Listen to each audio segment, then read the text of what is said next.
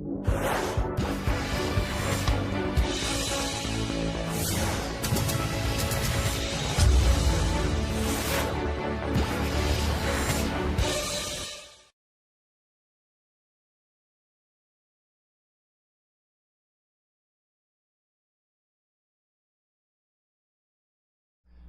tal? ¿Cómo te va? Mi nombre es Carlos Guerrero Diegues y te voy a hablar el día de hoy de un tema que para bien o para mal se ha puesto de moda: creatividad e innovación. Para bien porque finalmente frente a la crisis, en la situación en la que se encuentra la economía global, particularmente la de algunos países como el nuestro, nos ayudará la innovación y la creatividad para encontrar nuevas formas, nuevas soluciones a los problemas que precisamente la crisis nos ha planteado. Para mal porque desafortunadamente las modas lo que hacen al final de cuentas es para muchas personas, para muchas empresas, que se suban sobre estas modas a veces sin que aplique, sin que realmente esté justificada su introducción dentro de los sistemas de planteamiento de negocio. Mi presentación estará fundamentada en 4 apartados. El primero de ellos, te voy a platicar sobre los obstáculos personales para la innovación. Luego hablaremos de 3 niveles para entender la relación entre ingenio, creatividad e innovación. Vamos a hablar más adelante de las etapas intrapersonales, lo que me ocurre a mí como persona para poder innovar o para detenerme en este proceso de innovación. Y finalmente, si te parece, hablaremos de las etapas del proceso de innovación dentro de las organizaciones. El tema, como te decía, es muy importante en el momento en el que estamos viviendo, sobre todo porque las empresas, los empresarios normalmente nos están solicitando que las soluciones sean aportadas a veces por parte de consultores, de capacitadores o de asesores, y el enfoque básicamente sería que entendiéramos un reto que nos ha planteado la situación a nivel global en este momento. Lo que estás viendo en ese momento nos dice claramente qué nos está sucediendo. Si te parece que está en chino, es exactamente porque nos la pusieron en chino. Lo que te quiero hacer reflexionar es sobre este ideograma milenario que los chinos utilizan para describir una palabra que es muy importante en este momento: crisis. Ellos utilizan 2 ideogramas, como los estás observando, para hablar de la idea de crisis. El primero de estos corresponde al de peligro, que todos vemos particularmente en una situación como esta, que los estamos viviendo o que hemos sentido en carne propia en nuestra empresa, en nuestro desarrollo profesional, y oportunidad. La sabiduría milenaria de los chinos dice que entonces una crisis es peligro y oportunidad. Es un poco como las olas que en su momento nos pueden ayudar a reflexionar si vemos en ellas solamente el peligro de que nos puedan revolcar o en su momento la oportunidad de subirnos en ella. Te voy a platicar de 4 olas que han realmente impactado en el momento en el que la humanidad ha vivido a través de su historia en los últimos, digamos, 10.000 años. Hace aproximadamente unos 10.000, 9.000 años, dicen los expertos, que la primera ola que hizo que cambiara totalmente la forma de vivir del ser humano ocurrió con el descubrimiento de la agricultura. En el momento en que hubo agricultura, el sedentarismo, el dejar de ser nómadas, recolectores, el dejar de estarnos moviendo siendo cazadores, nos dio la oportunidad de que nacieran las culturas y las civilizaciones. Todas las culturas antiguas, las que presumen de ser las primeras, hay una discusión fuerte si fueron los chinos, si fueron los mesopotámicos, si fueron los egipcios. Todos tienen agua de cultivo junto a ellos a través de ríos, a través de lagos. La segunda gran ola que hizo que cambiara totalmente la faz de la Tierra, el estilo de conducirse de la humanidad, fue la industrialización, y ocurrió escasamente hace 200, 300, el génesis probablemente de esto hace 400 años. El maquinismo, la industrialización, la automatización de la producción nos ayudó a la estandarización de la calidad y a la posibilidad de que pudiéramos aumentar el volumen de producción gracias precisamente a las máquinas. Esto, después de ocurrirnos, nos cambió totalmente nuestro estilo de vida. 3, hace algunas décadas, el origen de esto se cita probablemente hace 50 o 60 años, La ciberinformación y todo lo que todavía en este momento estamos viviendo como impacto de ella, hizo que esta información fuera accesible en velocidad y en cantidad para el conocimiento y para la toma de decisiones.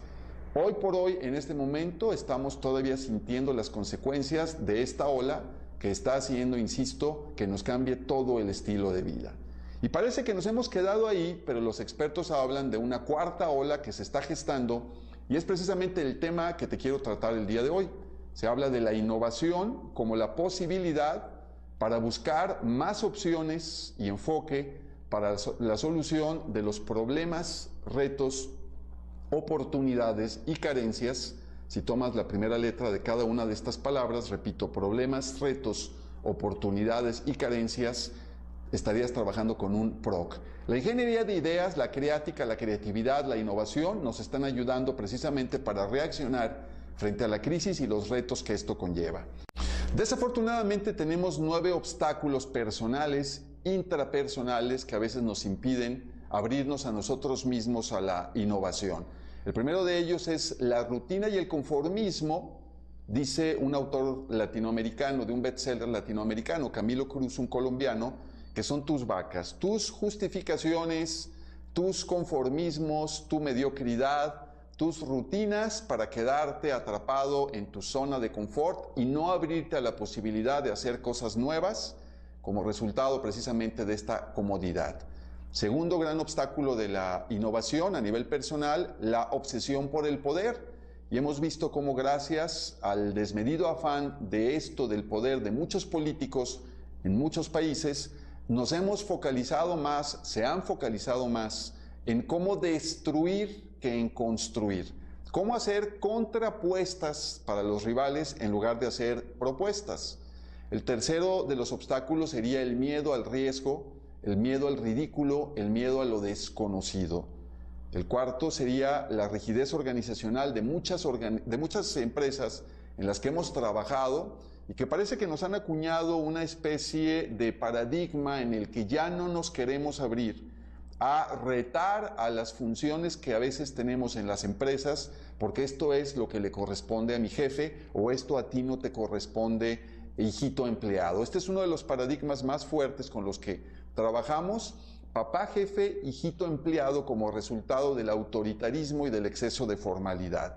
En el momento en que hablamos del punto número 5, la hostilidad a lo divergente, a lo poco familiar y a la desuniformidad, es la falta de apertura a cosas nuevas y a renovarnos. El sexto obstáculo que hemos ubicado de manera muy concreta y muy práctica es la trampa de la actividad. Dicen algunos autores que esto es vivir atrapado en la caja, no poderte salir de tu rol de bombero, ser un experto apagafuegos, todo el tiempo estar metidos en la dinámica de esperar que truenen los problemas, que vengan los retos de manera que no nos avisaron y en la medida en que los podamos resolver de forma rápida, incluso somos altamente reconocidos por nuestras organizaciones.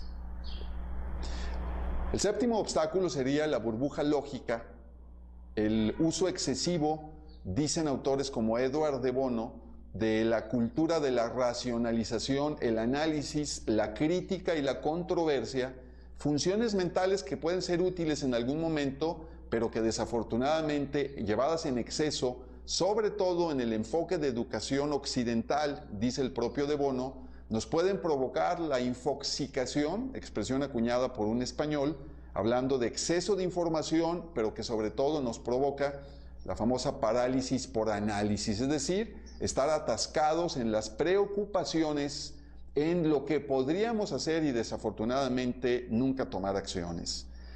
El octavo obstáculo para la innovación a nivel personal son los filtros negativos que nosotros mismos nos hemos puesto, es decir, nuestro sobreentrenamiento, decíamos, en crítica y controversia y sobre todo lo que los psicólogos llaman los mecanismos de defensa del ego.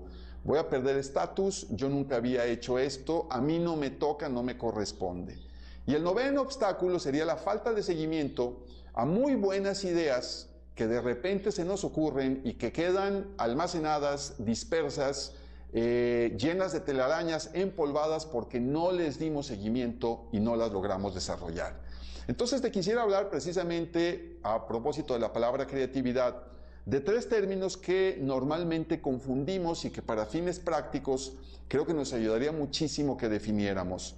Hablando de niveles heurísticos, una cosa es el ingenio, y esto de alguna forma nos ha sido dado de arriba, es algo que a nivel cultural o incluso genético hemos recibido como una herencia de parte de nuestros antepasados. El ingenio lo define el diccionario como la maña, artificio, talento innato que permite idear chistes, bromas, tranzas, albures, decimos en nuestra región geográfica, o caminos originales. Inicialmente, como materia prima, es muy bueno.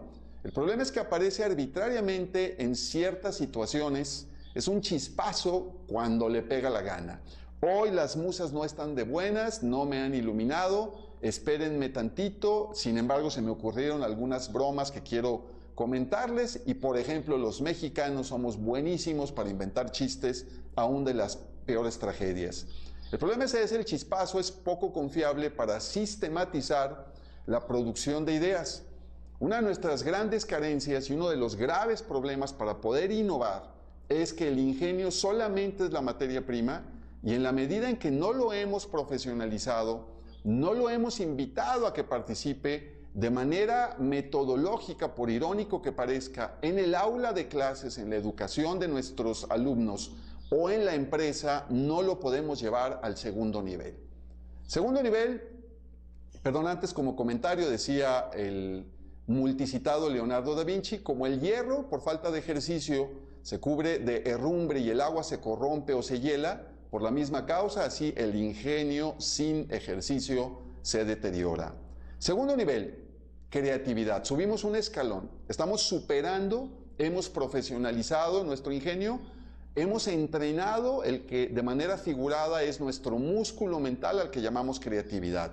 Nuestra capacidad o proceso para producir ideas, encontrar soluciones, inventar conceptos, fantasear con imágenes mentales. Aquí ya hay un gran paso porque desde el punto de vista productivo, la creatividad nos ayuda, uno, a sistematizar el trabajo, lo que no nos permitía el ingenio, y dos, y muy importante, a que podemos direccionar, enfocarnos, poner foco en las propuestas de solución que se nos han pedido y no desviarnos en traer cosas que no nos pidieron, pero que suenan muy divertidas y muy cómicas, muy humorísticas.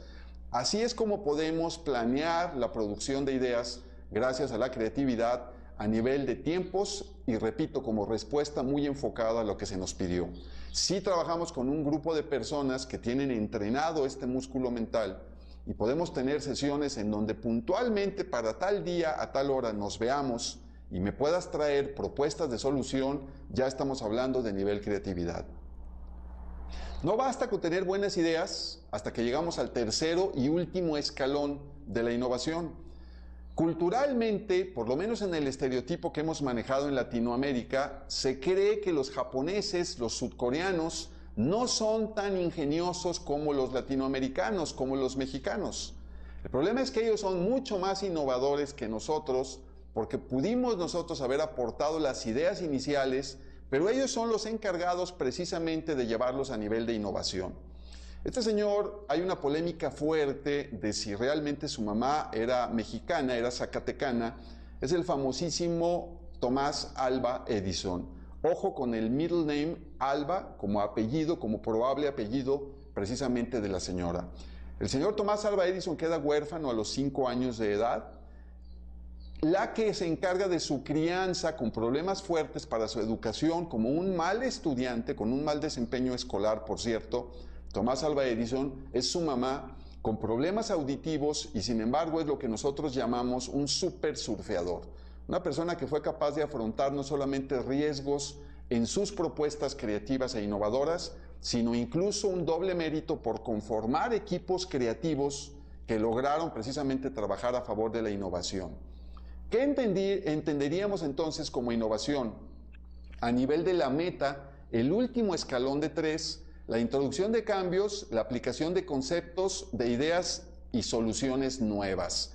Es decir, una aplicación práctica, una implantación funcional o una ejecución de lo que creamos en el mundo de las ideas, creatividad, para traerlo al mundo real. Si hablamos entonces de organizaciones confrontadas con rentabilidad, productividad, efectividad, la innovación es la verdadera meta de la producción sistematizada de estas ideas. Te propongo que hagamos en este momento el siguiente ejercicio. Puedes utilizar incluso el recurso de la pausa si te parece. Vamos a resolver este problema de altas matemáticas al número 7 romano, añadiéndole una línea y convirtiéndolo en 8.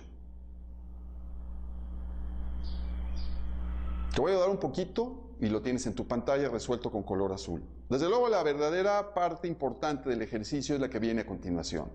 Ahora el número 9 romano, conviértelo en 6. Lo que hemos aprendido de los participantes en nuestros talleres, en base a su ingenio y a su creatividad, es que se puede resolver de diferentes formas. Si te tomaste el tiempo, papel y lápiz, para pensarle un poquito, se te habrá ocurrido probablemente algo parecido, como ver que el número 9 romano en realidad es el reflejo del número 6 que se encuentra parado de cabeza. Te lo puse a un lado del 9, ya invertidos, para que te des cuenta precisamente, y ahí te bloqueé la parte del reflejo para que veas al número 6. Otros dicen que es una multiplicación. ¿Cuánto es 1 por 6?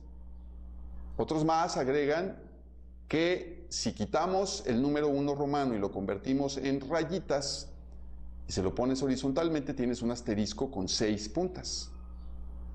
Si convertimos el número 9 romano al arábigo, te encuentras en el fondo con un 6, nada más que está de cabeza. Y desde luego, si lo convertimos a un sistema lingüístico con una sola línea, con 6, estamos resolviendo el problema.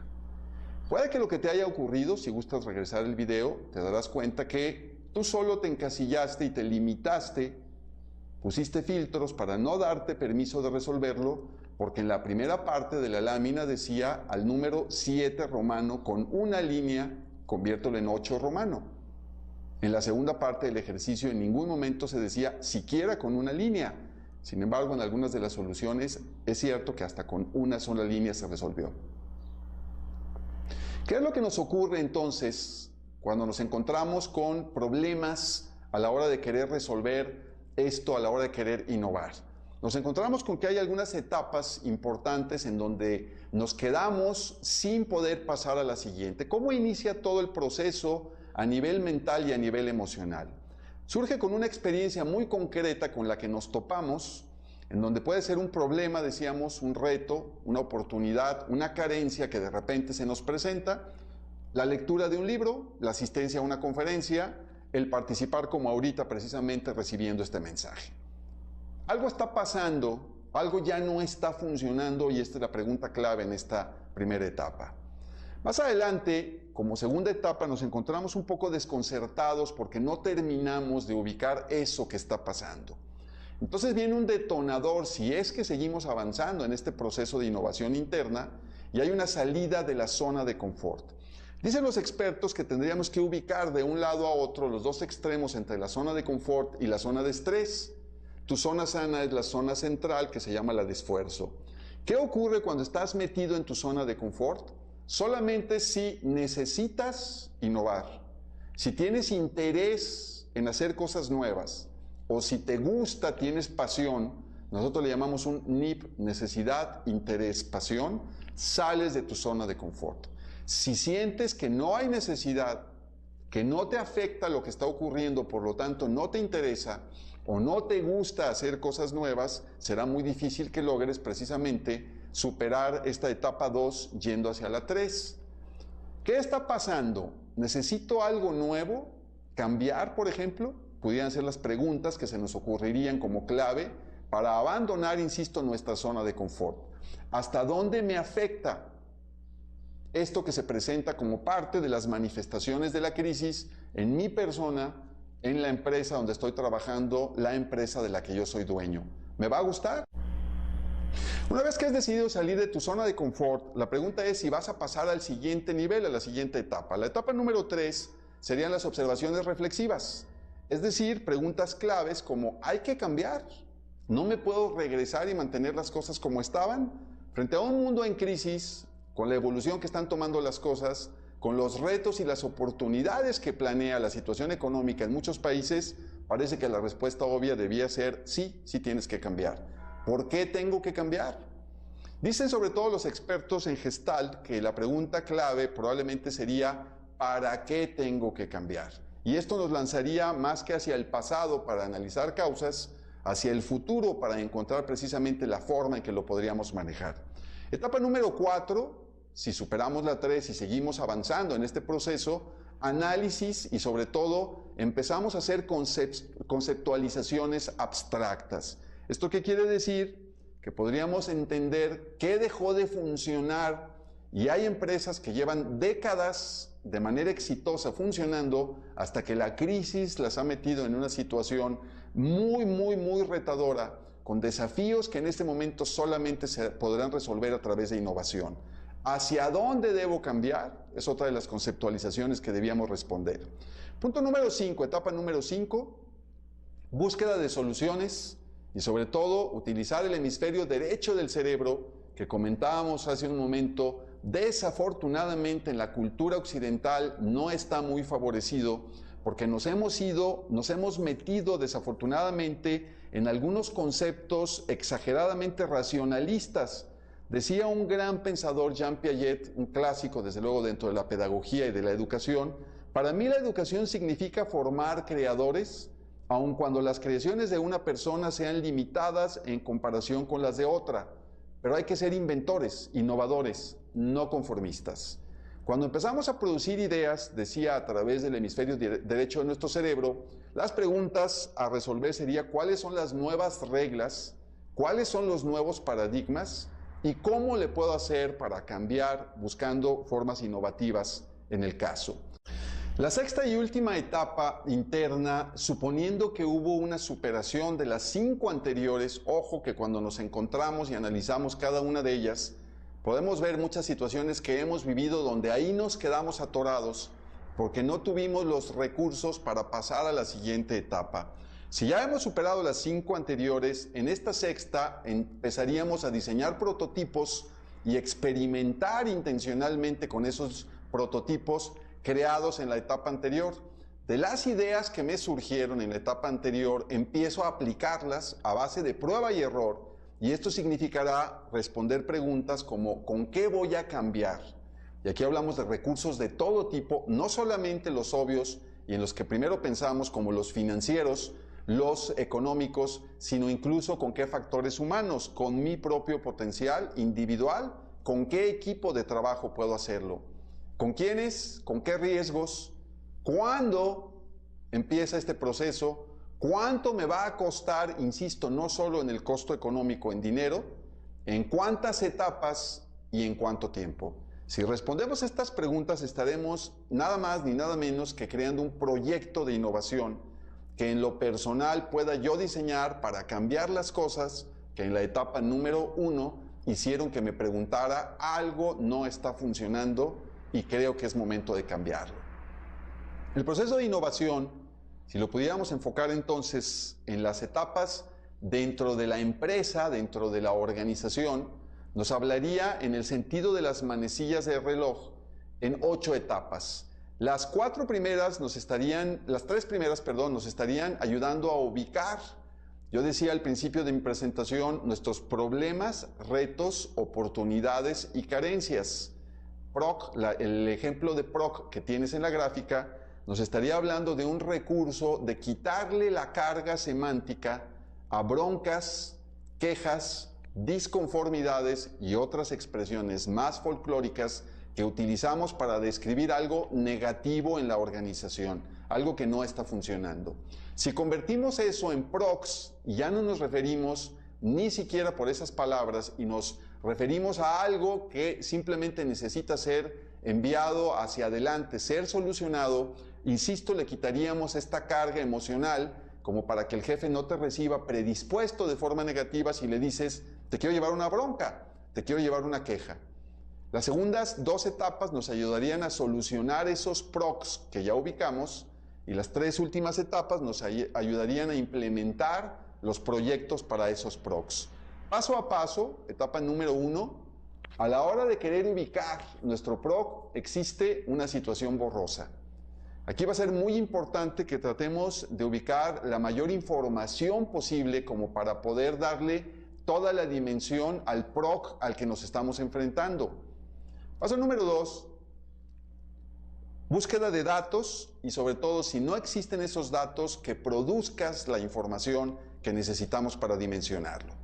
Si no existen estadísticas, si no hay investigaciones, si no hay récords, si no hay cifras, si no hay datos históricos, va a ser muy importante la investigación y sobre todo que tú produzcas esta información. No hay encuestas, no hay investigación, no hay focus group. Probablemente el tamaño del reto que tú estés afrontando implique que se invierta en producir esta información, pero muy importante, a la hora de buscar estos datos nos ayuden a enfocar nuestro trabajo innovativo en la dirección correcta. Por falta de información, muchas veces estamos yéndonos desde el principio en la dirección equivocada y buscando soluciones para el lado que no nos correspondería si lo hubiéramos investigado bien. Paso número 3, definamos adecuadamente nuestro PROC, problema, reto, oportunidad o carencia. Ese es verdaderamente el enfoque con el que tenemos que trabajar. En algún momento, como uno de los ejemplos clásicos, con cierto mensaje de ternura, nos decía un participante, trabajamos con un kinder y su PROC principal, decían las maestras, es: muchos niños están llegando tarde frecuentemente durante la hora de la entrada. Esto nos perjudica a la hora de la disposición del grupo para empezar a trabajar, y al niño que llega tarde lo desenfoca del resto del día porque se perdió los primeros minutos de las indicaciones que dieron las maestras. ¿Este es el verdadero PROC dentro de un kinder, un jardín de niños? ¿Los niños llegan solos y llegan tarde? Cuando se enfocó y se definió adecuadamente el PROC, el resultado fue muchas madres de familia, y no por una cuestión de sexo, porque las maestras mujeres definieron que los papás, por entrar a sus trabajos de manera formal a cierta hora, antes dejaban a sus hijos en el kinder, eran las mamás entonces las que frecuentemente estaban llevando a sus hijos tarde al kinder. Este sería un adecuado enfoque de PROC que ayudaría a que trabajemos con la psicología de las mamás y no desperdiciáramos nuestro tiempo y provocáramos traumas, incluso emocionales, a los niños que finalmente no serían responsables de la hora a la que están llegando a iniciar actividades escolares. Etapa número 4, ya entramos en la fase de solución de PROCs, producir ideas. En la producción de ideas, la herramienta clásica es el brainstorming, la tormenta de ideas.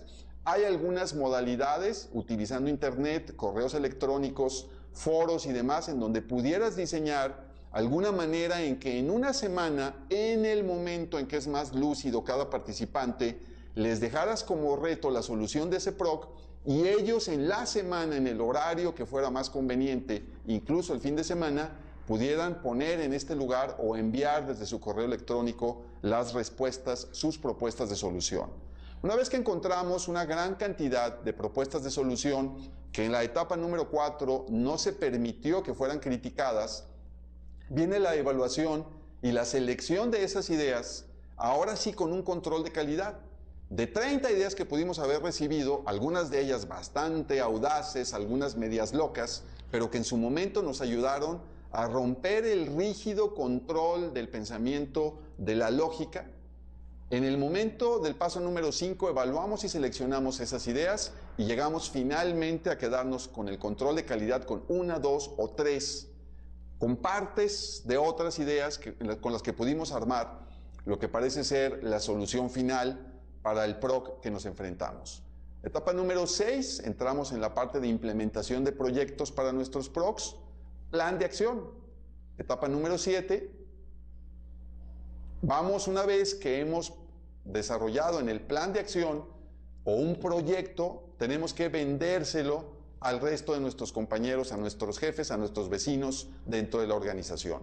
La manera en cómo la prepares, la manera en cómo lo presentes también implica creatividad e innovación. Tenemos que ser muy innovativos a la hora de saber cómo podemos convencer a los demás de que lo que estamos proponiendo es un proyecto que vale la pena dentro de nuestra empresa.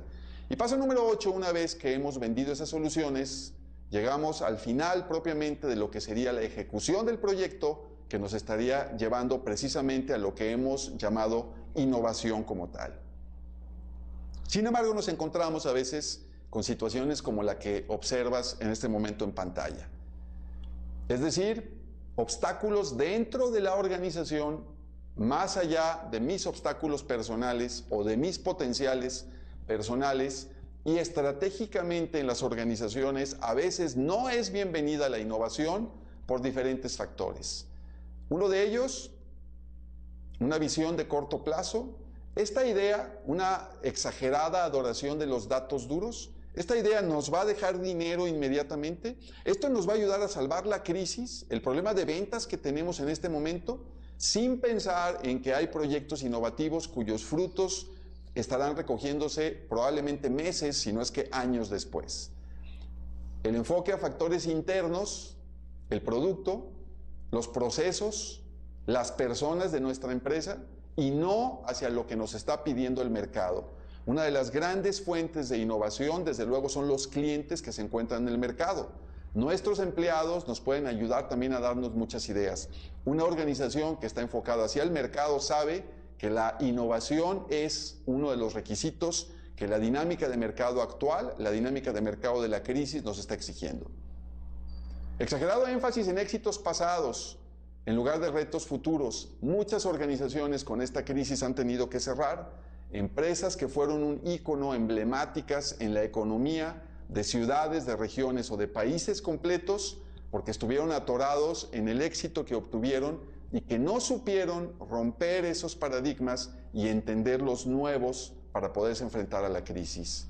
Otro de los obstáculos importantes para la innovación estratégica es demasiada complacencia con buenos resultados en ventas, sin atender otros factores internos como los problemas financieros. La empresa sigue vendiendo, el producto se sigue desplazando, y ¿no será que las innovaciones tengan que ser enfocadas en aspectos que no solo tienen que ver con ventas, sino con otras cosas también muy importantes para la estrategia? Factores políticos, intereses creados. Aquí ya metí la pata. Me regreso desde aquí. Va, perfecto. Otro de los obstáculos principales para la innovación estratégica son los factores políticos, es decir, los intereses creados, en algunos casos sindicatos, departamentos, cotos de poder, un departamento contra el otro, y si la innovación viene del tuyo, yo me encargo de que no funcione, porque no voy a ayudar a que tu departamento siga ganando puntos buenos con las altas autoridades de nuestra organización. Un factor más, un obstáculo importante es la inclinación y premio a la reactividad, decíamos en algún momento, y no a la previsión, a la proactividad. Esperemos a que los problemas, retos, oportunidades o carencias sean críticos en nuestra organización para entonces atenderlos. Antes no es importante que seamos previsores. La falta de apertura al riesgo, miedo a ser criticados, los ambientes organizacionales, especialmente entre los directivos, donde mejor me dedico a racionalizar y analizar y sobre todo ver los puntos malos, los puntos negativos de las propuestas de otros, puede que me estén dando una falsa sensación de que con eso estoy ganando puntos en la empresa. Estos ambientes lo que hacen es no permitir que florezcan nuevas ideas de manera innovativa. La trampa de la actividad, el estar metidos, como decíamos en el punto anterior, todo el tiempo de bomberos y no poder resolver una temática que tiene que ver con salirnos de la caja, salirnos de la actividad. Autores como Stephen Covey hablan de sentarse a afilar el hacha mientras regresamos con esa hacha más afilada, con la posibilidad de ser todavía más eficientes y más efectivos en nuestros procesos. Adicción a los datos duros, es decir, mucha información y terminamos, ya lo veíamos en un punto anterior, infoxicados. La parálisis por análisis, no se desarrollan los proyectos, pero están muy bien analizados con demasiada información. La falta de sistemas para la gestión, administración y reconocimiento para la creación de ideas, es decir, que no existe dentro de la empresa una verdadera cultura de la innovación, es uno de los principales obstáculos estratégicos para que esto florezca. Una de las herramientas más prácticas y más importantes, de los enfoques que más nos puede ayudar para encontrar por dónde crear una cultura de la innovación, sería lo que aparece en este momento en pantalla, que sería el pensamiento lateral. El señor Edward de Bono, en su momento con una carrera universitaria como neurólogo, es el creador de esta expresión y nos habla sobre la posibilidad que tenemos de crear nuevas ideas como factores de cambio y progreso en todos los campos, desde la ciencia, el arte, la política, dice, y hasta la felicidad personal. ¿Cuál es la función principal del pensamiento lateral? La liberación del efecto restrictivo de las ideas anticuadas. La búsqueda para resolver problemas por medio de métodos no ortodoxos o aparentemente ilógicos es la definición que el diccionario Oxford de la lengua inglesa le da a esta expresión que ya es reconocida como parte del idioma inglés. El pensamiento lateral se ocupa directamente, dice el propio autor, de cambiar los conceptos y las percepciones. Funciona en base a 4 principios. El primero de ellos es reconocer las ideas polarizantes o dominantes, es decir, los paradigmas tiránicos que dentro de las organizaciones, las sociedades o dentro de mi cabeza como individuo no me están dando la posibilidad de abrirme a nuevas ideas. Los pegamentos, en la medida en que sean buenos para mantener unidas las piezas, funcionan mejor. Los pegamentos se hicieron para pegar. Un pegamento que no funciona y que está constantemente permitiendo que se despeguen las piezas, por lo tanto no podría funcionar. El comentario aquí es que el famoso invento de la empresa 3M sobre el post-it es el resultado de haber roto precisamente esta idea dominante. Un pegamento defectuoso que en su momento permite que se pegue el papelito y se despegue sin dejar marca y que lo puedas hacer muchas veces, parecería entonces que está contradiciendo una ley general en la medida en que los pegamentos sirvan para que no se despeguen en adelante sus piezas. 2. Buscar la contemplación de las cosas de distintas formas. Si nos ubicamos, como dicen algunos autores, con una perspectiva que rompa la lógica de nuestro pensamiento, nos podría ayudar, por ejemplo, a resolver lo que hace algunos años una empresa mexicana transnacional, Bimbo, hizo con un producto de ellos que se llama Bimbuñuelos. El problema era el PROC, que se llegaba al punto de venta con este producto y muchas veces se quebraba. Si contemplamos las cosas de la misma forma, utilizando el pensamiento vertical, la solución podría haber venido, de manera lógica, insisto, por parte de un empaque más fuerte que los protegiera o hacerlos más duros para que no se rompan. Cualquiera de estas dos soluciones implicaba problemas mucho más fuertes que la solución final. Todo fue una campaña de decirle al consumidor, especialmente infantil, que si no llegaban suficientemente rotos los bimbuñuelos para comerlos, tú los tenías que terminar de romper, porque los bimbuñuelos se comían en pedacitos, lo cual contradice la lógica del pensamiento de muchos que se hubieran ido, repito, por la anterior solución.